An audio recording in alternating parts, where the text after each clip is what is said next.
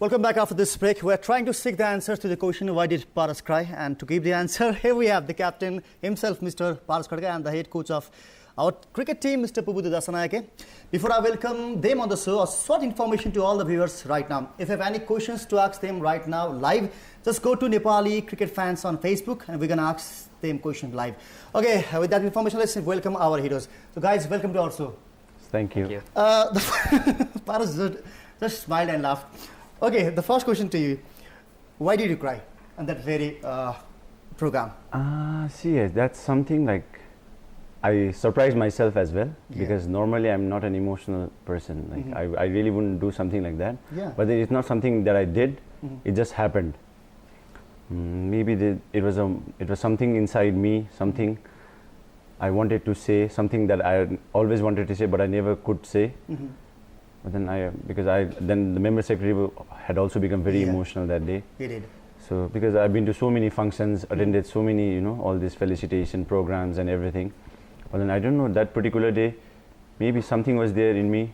Maybe the joy of making it to a World Cup after, all these years of, thinking. There have been so many players that when I started playing cricket who always had this dream of going into a World Cup. We had this dream of making it to a World Cup, getting ODI status, and all of us, like all the cricketers that have played cricket for this country, I think they have given everything what they have. And like right now, like the 15, 20, 25 cricketers that we have are getting so much of like appreciation, recognition, but there are still so many players out there who need to be recognized. And I think as a country, as an association, as sports council, as government official, I think sports people are not well looked after in this country the way they should. Right. So maybe I think it's a collective thing. I was also at the function and you went to the podium and you couldn't speak well. You couldn't utter a word. What is going through your mind when you were trying to speak? Because you were not able to speak. Yeah, I was trying to speak, but then the words just wouldn't come out. Yeah. I cannot explain it in words. Like people asked me, like, how was the feeling when you made it to a World Cup? And I said, like, you cannot explain those things in words. There are things like when I still remember when there was this man of the match presentation that was being done, and we were at the ground, and this huge section of Nepali crowd were singing Rato Rachandra Surya, and like it was like one of the best feelings I've ever had. Like even right now I'm getting goosebumps just thinking about it, because the passion that they showed, like supporting us, and I'm sure all people from all over the world, all the people back home, abroad, living in different countries, all the people, I think we feel proud that we have been able to, give happiness to so many people. So I wish we can do more. We want to do more. We'll do everything what we can to make sure we bring smiles in the faces of every citizen and every Nepali. Very true. Pubudu, the same question. When Parash was at the podium and he wasn't able to speak, I was also looking at you closely. You were quite emotional as well. What was going through your mind when Parash was crying? I was not sure exactly what was happening, because I couldn't understand. It was just an emotional outburst suddenly. Yeah, right. And I think that what went through in my mind was I thought, like, it just showed how important the World Cup, and the team reached this level. So I think not only for the 15 players, it's for the whole country. Like Parash said, whoever, like, every Nepali, living abroad and living here. So I think it's a great moment. I think we had few actually, even after winning the Hong Kong game in Dubai, few of the players were crying and showing their emotions, and I think as a team, when that happens, it's a great feeling. It shows how much effort that you put, like, towards a team and how much you care. And it's just carried, and I think in that function, it's just came out a bit from everybody. Right, and we know very well that our cricket hasn't got that resources that you guys really need. Even in this limited resource, you guys pulled it off, and we had the World Cup. How did you manage it?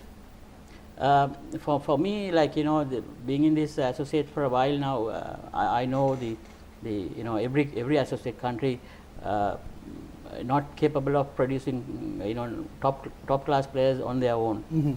And when you take about the facilities and other areas, it's not up to the standard. We know it very well. So for as a coach, what I think is like we need to be innovative to create things to manage at the base. So if we start worrying about what we don't have, we are not going any far.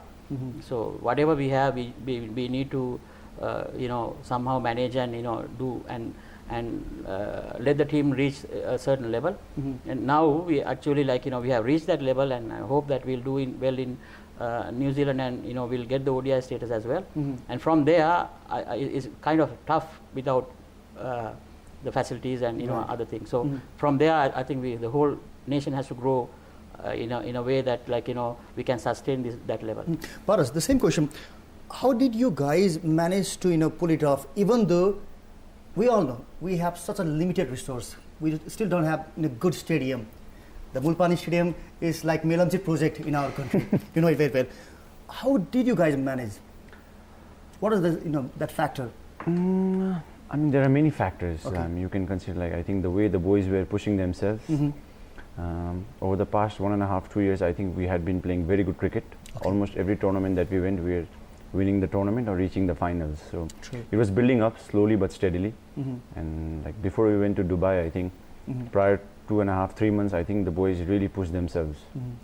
We were training from 9 to 5. It was almost like going to office. We used to leave at 9:30 in the morning, and by the time we came, it was 6:30 in the evening. So we used to live at the ground, in the ground itself. Stay there, play, eat, rest, play, eat, rest. So a lot of hard work, determination. I mean, there's no shortcut to success. It's a cliche. Everybody knows that. But still, I think we need to have we did with the best of what we had. Right. Whatever the facilities that we had, we tried to make the best use of it. And like I said, like coach said, you cannot wander upon what you don't have. If you start thinking about what you don't have, you will not be able to even utilize what you have. Right. So we just did whatever we could. The boys pushed themselves, and there were certain times when people questioned us. People always question will Nepal ever make it? Right. But then we as players, we believe that the talent that we had, the talent we have, we thought we should have been playing the World Cup, I would say 4-5 years ago. But I mean, see, things didn't work out. But then you like you said, you cannot talk what happened and what didn't happen. We did everything what we could from the limited resources what we had, and that's how we pulled it off. And everybody, we're talking about the luck factor. So did luck favor us? Pubudu, in the qualifiers? I think it did. Luck. I mean, in this game, you need a little bit of luck, but that's not in our control. We need to keep playing our best cricket and work hard. And I believe when you work really hard, the luck will support you.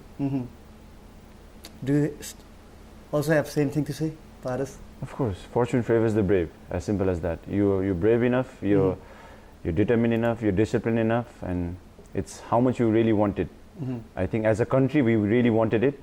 I think the blessings from all the fans, all the people, the love, the support. I think the kind of love and support that we have got, from the time we have qualified and even before that, and now I think it's pushed us to do much more. Okay, these are the questions which I really wanted to ask. Now, we're going to go to a break. After the break, I'm going to be a mediator between the fans and you guys. There are lots of questions. I guess it's more than 80. So I'm not going to be able to read out all 80 messages, but I'm going to read only 3 or 4 messages. Then I'm going to put that questions to you. So are you guys ready? Okay then. Okay, in conversation with Parash and Pubudu. Don't go anywhere. We're going to be right back after this short commercial break. Okay, in conversation with Mr. Cool Captain Parash Khadka and Dronacharya Pubudu Dasanayake. Welcome to you again. I have some questions from the fans. Okay, the first question is to Pubudu. It's by Barosa Budathoki Chetri. I think this person is C, I guess. What sort of difference have you noticed in the team 2 years back and now? Pubudu. Yeah, when I came in first I saw lots of talent. And skill levels, ability, but my assessment was we are not performing as for our ability. So the main thing is like now and then difference is now I think we are able to get all these transfer these ability and skill levels into performance. So they understand the game very well. They know how to handle situations now, and you know that lots of hunger to perform, get runs, get wickets, and you know be in the team. Good competition within the group because they all want to be in that 15 now. So the environment is really improved, and you know and we are moving really well as a team, and I'm still saying that we haven't really reached our potential. We haven't. We still can be a top team. I think we should be able to beat Ireland and Afghanistan pretty soon if we move the same way that we are moving right now. Okay. Now, because Porel is to Paras, he says T20 World Cup is there in the bag. Now, how realistic is our chance in New Zealand? Can we convert our brilliant form in T20 to 50 over format? Paras. Why not? I mean, we went in the T20 tournament, you know. I mean, people didn't give us much of a chance, but then we managed to come third after Ireland and Afghanistan. So if we can come third after Ireland and Afghanistan, and Ireland and Afghanistan are not even there. So if we just repeat the performance from what we did in Dubai, I think we're automatically there at number one. So I mean, but then see, it all comes down to it's a different format, and cricket is such that you cannot be good on paper. You need to go out there and perform every single day, and I think the tournament is going to be such that I think everybody is going to be pushing themselves. Like in Dubai, I think all the teams were really vying for that 6 spots, and even right now because they're like ODI status is there, the World Cup berth is there, and like as cricketers, and we'll do whatever we can to make sure that we manage to get in there. Okay, now Subhash Samir asks our coach, what about Coach Pubudu's stay in Nepal after his agreement with CAN is over? Okay, it's up to you, coach. And before answering to this question, I've heard it, we just talked off here, that you were too reluctant to come to Nepal 2 years back. You said, okay, I'll come to Nepal for 6 months, that's it. You said like that. Is that true, first of all?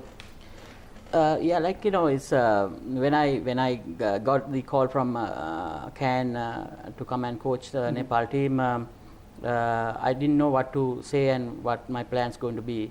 I was just after coaching, stepping down from Canadian team, but I heard lots of good things about Nepal and the players and the team. So I thought it's a good challenge for me, coming into a team where they are lower ranked. And where I can bring them up. So when I came, I didn't have any plans. I just came for that 6 months, and my family is back in Canada, and it's kind of even today it's tough for me to stay away from my kids and my family. Actually, like it's after 6 months, then CAN agree to extend a little bit, and then anyway, my coaching part I was enjoying because the team is good, players were doing the things, so overall coaching part was I was very happy, and now my contract is up to March, so I haven't thought anything about the future, but I'm going to put my best effort to get the ODI status or 50 World Cup in New Zealand. Of course, you did know that our country hasn't got that resource, and frankly speaking, we don't have that money to offer you what you deserve. You had Canada to one day World Cup, and then you came to Nepal. You were offered to come Nepal. So what made you come Nepal? Since we can't afford to give you what you deserve. No, money is not everything. It's just about you need to enjoy what you are doing. So I think I made the right decision by coming here, and I was able to put my little things to Nepal cricket, and I think I'm not looking that far. I'm not going to talk or give my views about too far, but I'm happy what I did so far, and I'm really looking forward for the next 3 months and get that Nepal into the that small hurdle left. Right.